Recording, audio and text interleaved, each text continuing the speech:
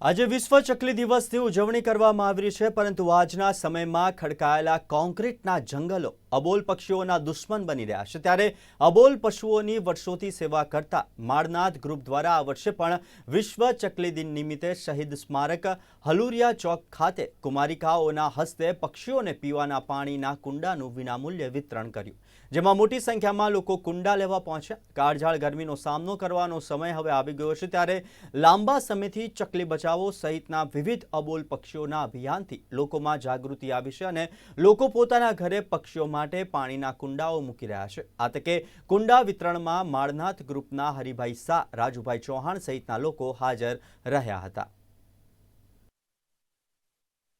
કહેવા માંગુ સાહેબ કે અત્યારે આપણે જાગૃત બધા થયા છે ને પક્ષી ખરેખર કાળઝાળ ગરમી પાણી માટે ફાફા મારતો હોય। ઘણા જગ્યાએ જોતો છે કે ઠામમાં એટલે કે પિત્તળનો ઠામ હોય, આ હોય, એમાં પાણી ગરમ થઈ જાય ને ચકલીઓ બિચારા પી નથી શકતા, એટલે આપણે પાણી કુંડામાં જ આપણે આપવું જોઈએ। અને ઘણી ઘડી સાહેબ જુઓ છો તમે કે આપણે જે હોગરીનો માળો હોય છે, એ કૂવામાં જે માળા હોય છે, એ બધા લઈને એના ઘરે ડેકોરેશન કરે છે।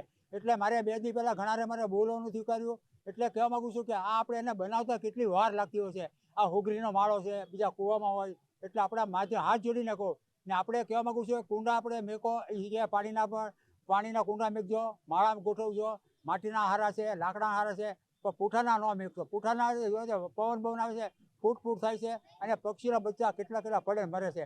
હાથ જોડીને કહેવા માગું જેટલું બને એટલા મૂંગવા પક્ષીની સેવા કરો।